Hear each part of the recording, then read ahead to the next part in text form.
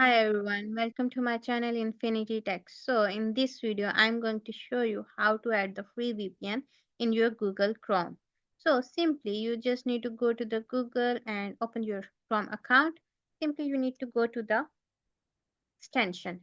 We are going to use this. This is the free extension and we are going to add this in our Chrome. You need to simply click on this extension and here is the button add to Chrome. Click on this, then add extension and wait for some time that our extension is loaded and added in our Chrome.